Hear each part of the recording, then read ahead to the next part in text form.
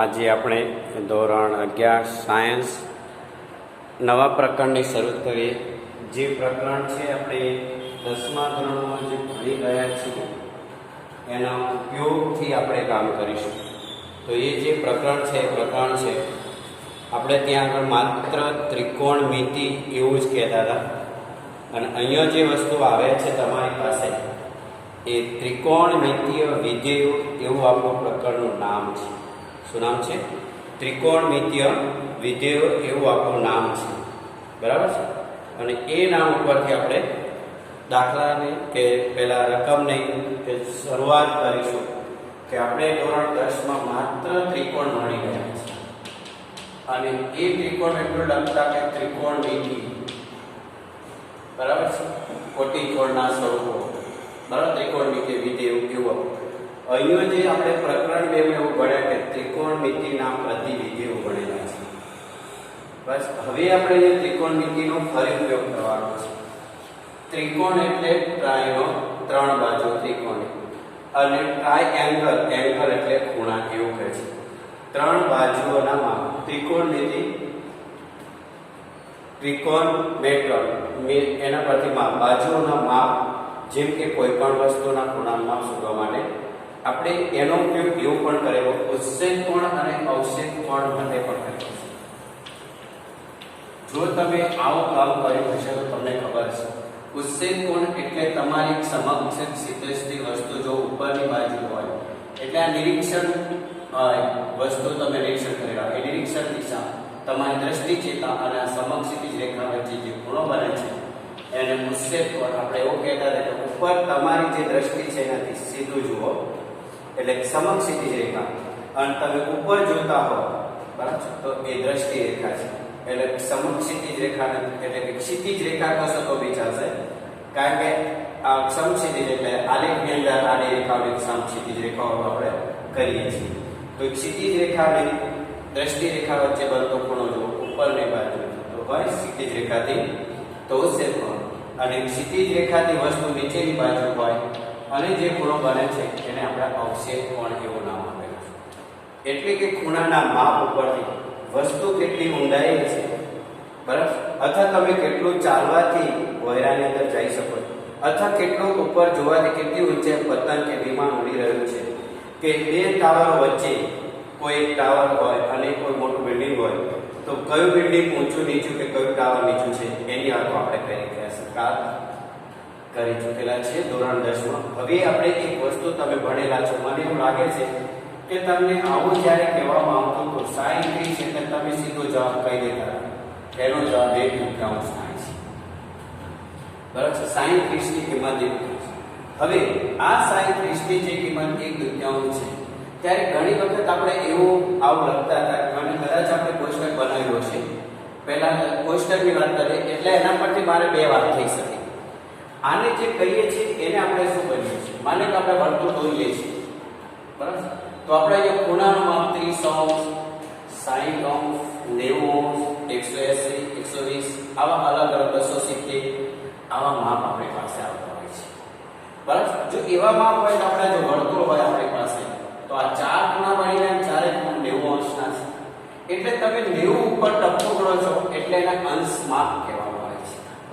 90 અંશનો ખૂણો, 45 અંશનો ખૂણો, 30 અંશનો ખૂણો, 120 અંશ, અને તમે આવી રચનાઓ પણ શીખી ગયેલા છો આગળના ધોરણમાં. બરાબર છે? 9માની અંદર 30 અંશના ખૂણાની રચના કરો, પછી 60 અંશના ખૂણા રચના કરો, 15 અંશના ખૂણા રચના કરો, 22 અંશના ખૂણા. આવો તમને ચાપ મારતા આવડે પરિકરની મદદથી. માપ કોણ માપ વગર તમે જો ચાપ દોરીને જો ખૂણો શોધી કરવાનો તો અંશ માપ હંમેશા ચોક્કસ જ આવતું હોય છે. પણ આ અંશ માપને બીજી રીત દર્શાવવાની છે એ આપણે જરા જોઈ લઈએ, અને એનું નામ હું પછી આપું છું. બરાબર? તો આપણે જોઈએ કે આપણે મેં તમને આગળના ધોરણમાં તમે જ્યાં હશો ત્યાં 0, 1, 2, 3, 4 તમે ઉપયોગ કરો, અને દરેકને તમે 4 વડે ભાગવાની આપણે પ્રોસેસ કરી છે, અને જ્યાં સીધું તો ઉડાડ દેવાના છે. એટલે પછી રકમ બાકી રહી લખી દેવાની છે. પહેલું કામ આ તમે કરતા હતા બસ, અને આપણે કરાવડાવેલ છે. હવે આ બધાને તમે વર્ગમૂળ કાઢો તો તમે શું મળે છે? તો આપણે એવું બનાવતા હતા અહીંયા સાઈન, આ સાઈન લીધેલી છે બસ, અને અહીંયા જે આપણે આ કોષ્ટકને આમ પૂરું કરી દઈએ આપણે, હા બરાબર.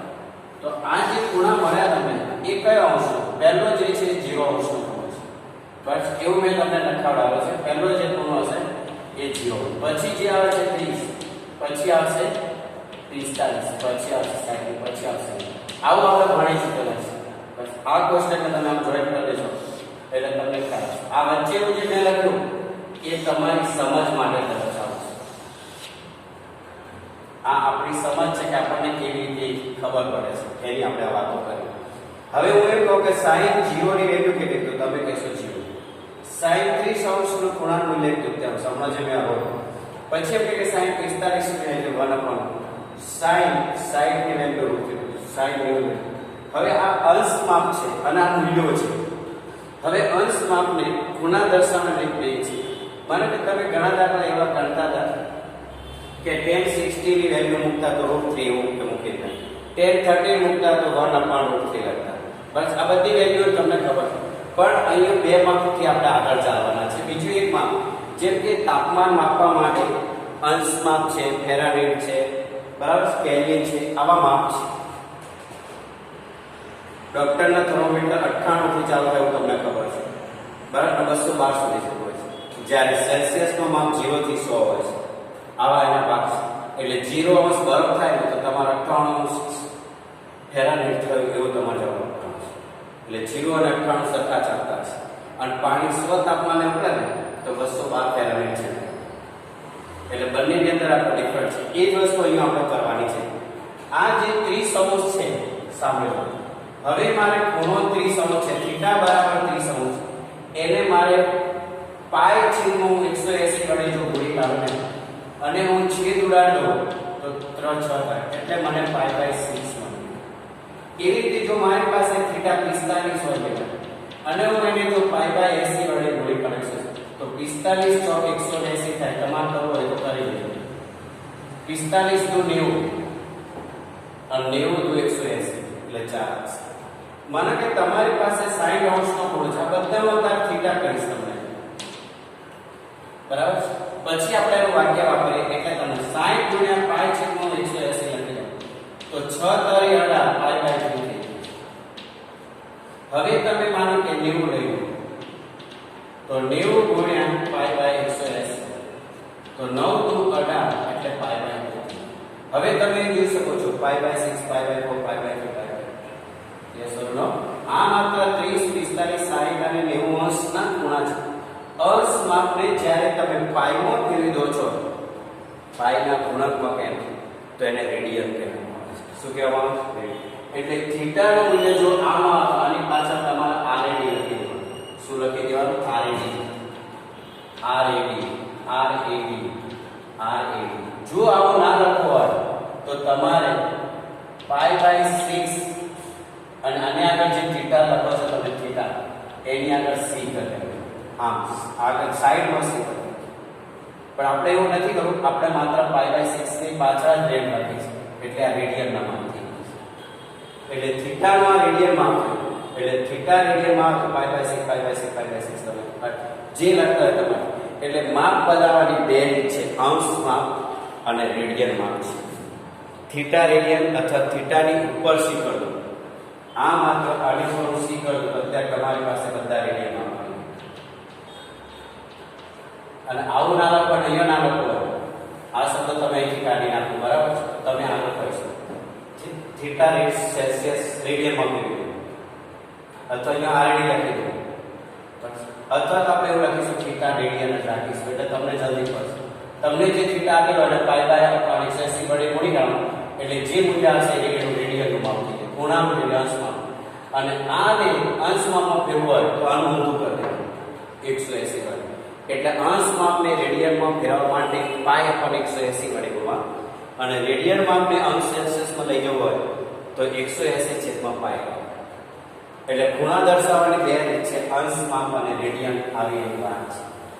એટલે આપણે ખૂણાના માપ પ્રકાર દર્શાવવાની બે રીતો છે અહીંયા. અને તે રીતો આધારથી તમે હવે જે 11માની અંદર ભણશો એમાં તમારે મોટા ભાગે બંને ખૂણાનો ઉપયોગ થશે, પણ અત્યારે તમારે રેડિયનની વાત કરવાની છે. બસ એટલે આપણું ચેપ્ટર એ જ છે ત્રિકોણમિતીય વિધેયો, એવું જ નામ છે. ચેપ્ટરનું નામ છે પ્રકરણ 3 ત્રિકોણમિતીય વિધેયો, આવું એનું નામ જ છે. અને એ બધી જ તમને ખબર છે કે સમુદ્રની અંદર વસ્તુ કેટલી ઊંડી છે શોધ્યો તો પણ એને ખબર છે. તમે સમુદ્રથી ઊંડા પાણી સપાટી આટલી ઊંચાઈ હોય પણ સામે આટલે પતંગ ઉડે તો કેટલી ઊંચાઈ, સમુદ્ર ઊંચાઈ.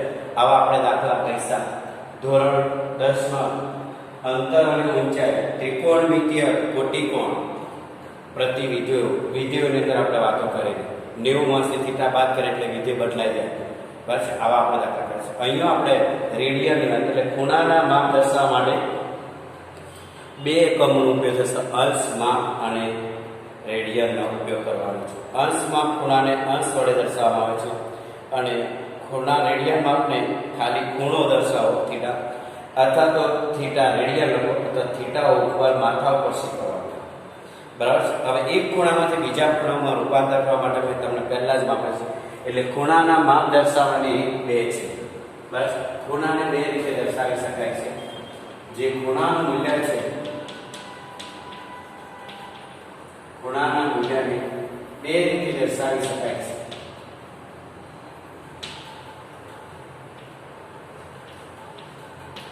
બે પદ્ધતિ લખી દેશો તો ચાલશે, દર્શાવી શકાય છે. એક છે અંશ માપ અને બીજું છે રેડિયન માપ. બંનેમાં ખૂણો હશે પણ શું કરવાની ધ્યાન રાખવાનું છે. અંશ માપમાં આપણે ઉપર ટપકું કરીએ છીએ 30 40 પર, અને રેડિયનમાં તમારે થીટા એટલો લખી દો અથવા થીટાની માથા ઉપર સી લખો અથવા તો થીટા રેડિયન. અહીંયા આપણે થીટા લખાય તો ખાલી આપણે આવું ટપકું કરીએ. જ્યારે આની અંદર એકલા થીટા લખો અથવા થીટા ઉપર સી કરો અથવા તો થીટા રેડિયન લખો, આવું તમારે ખૂણો તમારી પાસે માપ પાસે ખૂણાનું જશે 45. હવે આપણે ધ્યાન આપીએ અંશ માપને રેડિયનમાં ફેરવવા માટે પાય અપન 180 વડે ગુણવા, એવું વાક્ય તમારે રાખવાનું. અંશ માપને રેડિયનમાં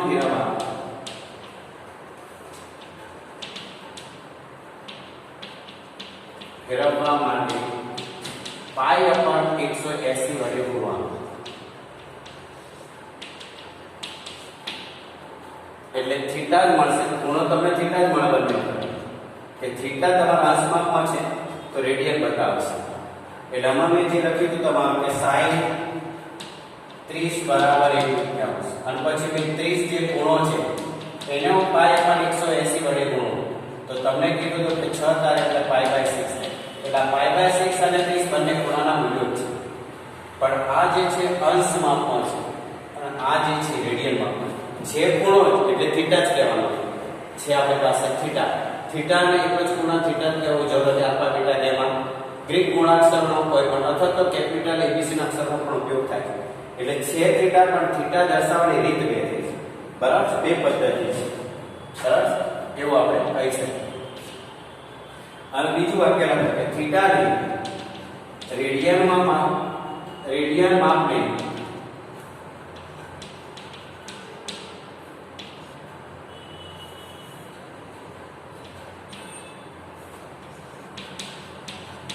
અંશમાં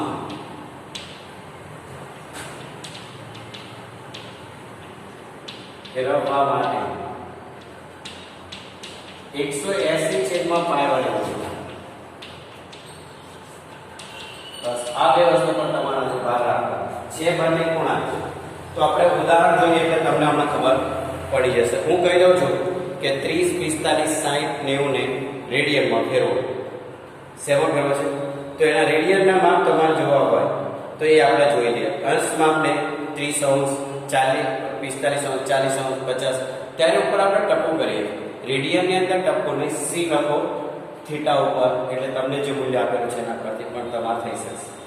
બરાબર. એટલે હવે આપણે જોઈએ ખૂણાના માપ પરથી બીજા માપમાં રૂપાંતર કરવાની અને એમાં મિનિટોની પણ વાત આવશે અને સેકન્ડ પણ મળશે. બરાબર. 1 કલાકની મિનિટ 60 થાય છે. એટલે તમારી પાસે જે જવાબ આવે 1 મિનિટ કરવી હોય તો ખૂણાના માપને 60 વડે ભાગવા પડે. 1 મિનિટ બરાબર 1/60 ટપકો કરી દેવો. અને જે સેકન્ડ કર્યો તો 1 સેકન્ડ બરાબર 1/3600 તમારી પાસે થાય છે. 60 મિનિટની સેકન્ડ પર 6 × 6 3600 જો તમને ખબર પડી જતી હોય એટલે આ વસ્તુની જરૂર પડશે આપણે. બરાબર, કારણ કે હમણાં દાખલો આવશે ત્યાંની વાત કરીએ. આપણે પહેલા સાદી વાત કરી દઈએ અને એમાં જ્યારે દાખલા આવશે ત્યારે તમને ખબર પડશે. માનો કે તમારી પાસે કોઈ થીટાનું મૂલ્ય 25 છે, 25°, તો એને રેડિયનમાં ફેરવો. તો શું કરવાનું? 25° માપને રેડિયનમાં ફેરવો. આવું કહેવામાં આવે છે. 25° છે થીટા તમારે શોધવાનો છે. થીટા બે રીતે છે, અંશ માપ પણ હોય છે, રેડિયનમાં. તો આને રેડિયનમાં ફેરવવાનો છે.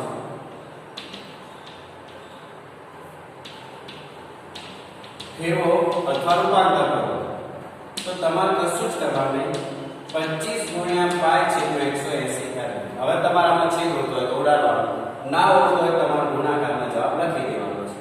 તો તમને ખબર છે કે 5 × 5 થઈ શકે છે અને 36 × 5 કરશો એટલે 180. તમારે કરવું હોય તો કરી જુઓ. 6 × 35 = 3, 6 × 5 થાય 15 ને 3 ક્લિયર. 5 5 જતા એટલે આપણને જવાબ શું મળશે? અહીંયા પંજો હોય તો અહીંયા પાય હોય એટલે 5π/36. બસ આ 25° નું રેડિયનમાં માપ થાય. એટલે થીટા બંને રીતે ઓળખાશે. થીટા બરાબર 25° પણ કહેવાય અને થીટા બરાબર 5π/36. આ રેડિયનનું માપ કહેવાય, આ અંશ માપ કહેવાય. ખ્યાલ આવે? બસ આ છે. હવે હું એક એક જવાબને ફેરવી દઉં છું, તમે બરાબર ધ્યાન આપો એટલે તમને હમણાં ખબર પડી જશે કે હું 5π/36 તમને રેડિયનમાં આપું છું. આ શું કર્યું? 25° ને રેડિયનમાં કર્યું. હવે આપણે શું કરીએ છીએ એ ધ્યાન આપો, એનું ઊંધું કરીએ એટલે તમને થીટા બરાબર 5π/36 જે છે ને અંશ માપમાં ફેરવો. અંશ માપમાં ફેરવો. બસ આવું કે તો હવે તમારે શું કરવાનું? તો મેં અહીંયા લખેલું છે અંશ માપમાં ફેરવા માટે 180 પર પાય. તો તમે જોજો 5π/36 ગુણ્યા 180/5. જો પાય ઉડી જશે અને 36 × 5 = 180. 5 × 5 બરાબર 25° થઈ ગયું. આ રીતે એટલે આ બે જ વાક્યો એટલે અંશ માપને રેડિયનમાં ફેરવવા માટે પાય આપણને 180 વડે ગુણો અને રેડિયન માપને અંશ માપમાં ફેરવવા માટે 180/π વડે ગુણો. ક્લિયર? બસ આ બે વસ્તુ પર ભાર મૂકશો તો ખૂણાના મૂલ્યને દર્શાવવાની રીતો બે છે. ખૂણાનું જે મૂલ્ય છે એને અંશ માપમાં રેડિયનમાં તમે આ રીતે દર્શાવી શકો છો. બરાબર? આવી રીતે ઘણા બધા દાખલા છે. માનો કે થીટા બરાબર તમને આપી દીધેલો હોય છે. રેડિયનમાં જો માપ આપે તો 19π/72 આપેલું હોય રેડિયનમાં, તો એનો જવાબ શું આવે એ ચેક કરીએ. રેડિયન માપ તમને માનો કે આપી દીધું છે. કયું માપ આપેલું છે? રેડિયન માપ તમને આપ્યું છે. તો આપણે શું કહે છે? 19π/72 છે. ચલો જોઈએ દાખલો ઉદાહરણ.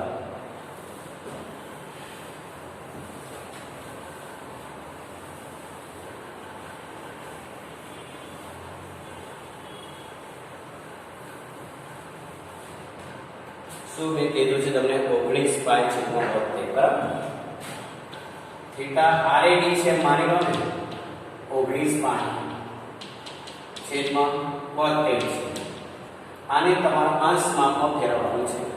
આ RAD રાખી દેજો, જો ખબર ના પડે તો રેડિયન અથવા તો થીટા ઉપર C કરો. એટલે આ જે ખૂણો આપેલો છે અને થીટાનું જે મૂલ્ય આપેલું છે થીટા જે એને તમારા અંશમાં ફેરવો. તો હમણાં જ આપણે જોયું કે અંશ માપમાં ફેરવવા માટે 180 છે પણ તમારા પાય કરવાનું. આ એની સીધી અને સાદી સિમ્પલ છે. હવે તમે અહીંયા 36 × 5 કરો તો અહીંયા થશે 36 × 2 અને ઉપર 36 × 5. જો 36 36 સુધી બસ 19 95/2. આ 95/2. હવે આને તમારે મિનિટમાં ફેરવવા તો શું કરો? તો 95 ને તમે 2 વડે ભાગશો એટલે તમારી પાસે 47° આવી જશે. તો તમારી પાસે શું રહેશે? 1/3. હવે 1/3 જે રહે છે એને 1/60 વડે પાછા તમારે ગુણવાનું. એટલે એ તમારા મિનિટમાં કહેવાય. શામાં કહેવાય જશે? મિનિટમાં કહેવાય છે. અને 1/3 ને 60 વડે ગુણી કરવાનો. આ તો કલાક છે. તો 30 દુ 60 બરાબર 47 અને 30 મિનિટ તો પૂરો થઈ જાય. એક ડેશ કરીએ એટલે મિનિટ અને ડબલ ડેશ કરો એટલે સેકન્ડ. એટલે હું તમને હવે એ કહેવા માંગુ છું કે 1 મિનિટ બરાબર 1/60. બસ આ 1/2 મિનિટ છે તો એને અંશ માપ છે તો એને મિનિટમાં કરવું હોય તો તમારે 60 એટલે ગુણો. એટલે આપણે અહીંયા લખી શકીએ કે 1 મિનિટ બરાબર 1/60 અંશ અને 1 સેકન્ડ બરાબર 1/60 મિનિટ. આવું છે. એટલે આપણે આખી આ રકમ અંશ માપમાં છે. એટલે 47 અને 1/2 પણ અંશ માપ. તો અંશ માપને મિનિટમાં ફેરવાય તો 60 વડે ગુણો અને મિનિટને અંશ માપમાં ફેરવાય તો 60 વડે ભાગો. જેમ કે મીટરના સેન્ટીમીટર કરવા હોય તો મીટર કરતો સેન્ટીમીટર નાનો બનશે. એટલે મીટરના સેન્ટીમીટર કરવા હોય તો 100 વડે ગુણવાનું અને સેન્ટીમીટરના મીટર હોય તો 100 વડે ભાગવાનું. અહીંયા રીતે અંશ માપની મિનિટ કરવી તો અંશ માપ મોટો કે મિનિટ મોટી? તો અંશ માપ મોટું થશે. બરાબર. એટલે કે તમારી પાસે જે કલાક છે એ કલાક મોટો એકમ થઈ ગયો. તો તમારે શું કરવાનું? 60 વડે ગુણી કરવાનું એટલે તમે મિનિટમાં ફેરવાય. અને અંશ માપને સેકન્ડમાં લાવો તો પછી એ જે મિનિટ આવી એને ફરી 60 વડે ગુણો એટલે સેકન્ડ થઈ જશે. બસ આ રીતે તમારું કામ કરવાનું છે. જેને આ વસ્તુમાં ખબર પડશે એને આગળ કોઈ તકલીફ પડતી નથી. બરાબર છે? એટલે આવી આપણી વાત છે. એવી રીતે તમને થીટા 240 આપેલા હોય તો રેડિયનમાં આવશે. તમારે બંને ઓલ્ટરનેટ રીતો કરવાની. ઓલ્ટરનેટ રીત કરવાથી તમને પાકું થઈ જશે. માનો કે થીટા 240 છે. ચલો જોઈ લઈએ. એટલે એમાં શું આવે આપણે એક પણ જવાબ કરી. અંશ માપ છે. બરાબર. તો એને રેડિયનમાં ફેરવવું છે તો આપણે શું કરવું પડે? પાય છેદમાં 180 વડે ગુણી કાઢવાનું. શું કરવાનું? પાય છેદમાં 180 વડે 240 આપ્યું તો તમે જોયું. બીજો હવે આપણે અંશ માપ થીટા બરાબર 240 બંને રીતે કરી જોઈએ.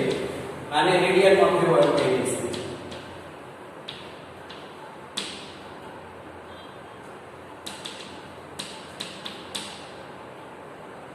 બરાબર. હવે આપણે શું કરવાનું? તો પાય ઉપર આવે એવું કામ તમારે કરવાનું. રેડિયન આવે તો પાય ઉપર અંશ માપ શોધવાનું તો પાય નીચે આવે તો પેલા બે વાક્યો લખ્યા હતા ત્યાં પર અહીંયા 0 ઉડી જાય છે. અહીંયા તમને ખબર પડે છે 6 ગુણ્યા 4 કરવાનું અને અહીંયા 9 ગુણ્યા 6 ગુણ્યા 3 કરવાનું. 6 જતો રહેશે એટલે તમારું આ રેડિયનમાં શું આવે? પાય પાય. હવે આને તમારે અંશમાં ફેરવો છો તો શું કરવાનું? તો તમારે શું કરવાનું? 4/3 4 પાય છેદમાં 3 ગુણ્યા 180 છેદમાં 5. જો પાય પાય ઓટોમેટિક જોડી જશે.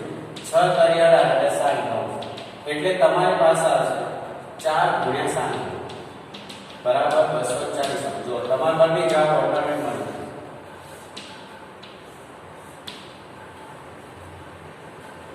બસ એટલે આ રીતે આપણે કામ કરવાના છે. હવે તમને રેડિયનમાં આપેલું હોય તો તમારે અંશ મિનિટમાં જાય એવો પણ આપણે એક દાખલો જોઈએ કે તમને થીટા બરાબર પાય છેદમાં 16 આપેલો છે. શું આપેલું છે? પાય છેદમાં 16. આ તમારા પછી જે દાખલા છે તમારે કરવાના છે આપણે જોઈએ. તો આપણે પહેલા જોઈ લઈએ કે થીટા તમને પાય છેદમાં 16 માં આપેલો હોય તો તમારે શું સમજવાનું? તો આપણે એવું સમજવું પડે કે આપણને રેડિયન માપ શું આપેલું છે? રેડિયન માપ. અને રેડિયન માપને આપણે અંશમાં મિનિટમાં અને સેકન્ડમાં પણ ફેરવવા આપણે જવું પડશે. બરાબર. તો તમે જુઓ આપણે શું કરીએ છીએ ત્યાંની. અત્યારે તમને રેડિયન માપ એવી રીતે આપી દેવામાં આવે છે. પાય છેદમાં 16 છે. બોલો આટલો સાદો અને સિમ્પલ છે. તમને રેડિયન માપ આપી દીધેલું છે. થીટા બરાબર પાય છેદમાં પાય છેદમાં 16 ને અંશ માપમાં આપણે ફેરવવાનું છે. તો આપણે જોઈએ થીટા બરાબર પાય છેદમાં 16. બરાબર. હવે આને અંશ માપમાં ફેરવવું હોય તો આપણે શું કરવાનું છે? તો પાય છેદમાં 16 ગુણ્યા 180 છેદમાં 5. તમે જોઈ શકો છો કે પાય પાય થઈ જશે. આમાં બીજું કોઈ નવું થશે નહીં તમારી પાસે. હવે તમારે જે છેદ ઉડતો એવું લઈ શકો છો. તમારે અહીંયા છેદ ઉડી શકે છે. 4 ગુણ્યા 4 એટલે 45 ગુણ્યા 4 થઈ જાય. 45 45 90 અને 9 દુ 18 એટલે 45 કેટલી વાર આપણે 4 વાર બરાબર. એટલે હવે આપણો જવાબ આવ્યો 45 છેદમાં 4. બરાબર. હવે તમે જો આ 45 છેદમાં 4 ને તમે ભાગાકાર કરશો એટલે 11 આવશે. જે શેષ વધે તમારી પાસે એને મીંડું કહેવાનું અને ફરી પણ શેષ વધે એને સેકન્ડ કહેવાનું. એટલે બે વાર તમારે પ્રોસેસ કરવાની છે. તો આને તમે 44 + 1/4 કરો તો તમને શું આવે છે? બે રીત થઈ શકે. જુઓ 44 + 1/4 બંનેના છેદ સરખા છે બરાબર. એટલે 44 એટલે 45/4 એટલે 11. હવે બંને અલગ કરી દેશો તમે 44/4 ની છેદમાં તો 11 × 44 એટલે 11 અંશ તમારી પાસે આવે છે. અને આ 1/4 અંશ જ છે. હવે 1/4 અંશને તમારે મિનિટમાં ફેરવવાનું. તો તમારે 1/4 ને કેટલા વડે ગુણવા પડશે બરાબર.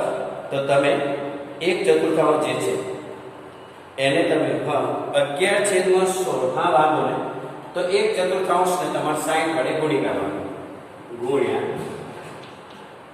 આમ કૌંસમાં આમ કરીને લખી શકો છો 1/4 ગુણ્યા 60. તો 15 × 60 10 11 અંશ અને 15 મિનિટનો પૂરો થઈ ગયો. π/16 હોય તો 11 અંશ અને 15 મિનિટ પૂરો થઈ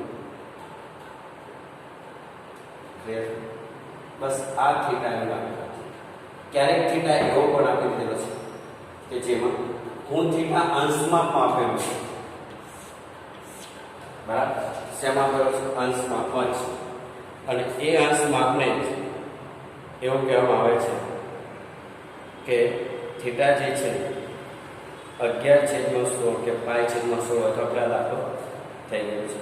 આવી રીતે ઘણા બધા દાખલા એવા હોય છે કે તમને જે રકમ આપેલી છે એ જ રકમને અંશમાં ફેરવવા જવાનું એવું પણ કહેવાય. ત્યારે મિનિટનો ગુણાકાર કરવાનો.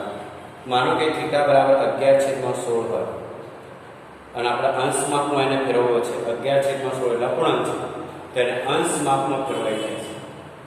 બસ હવે તમારી પાસે જ્ઞાત સંખ્યા છે 11/16 અથવા બીજી સંખ્યા લઈએ આપણે 11/16 ને છોડીએ તો આપણી પાસે કોઈ થીટા રકમ છે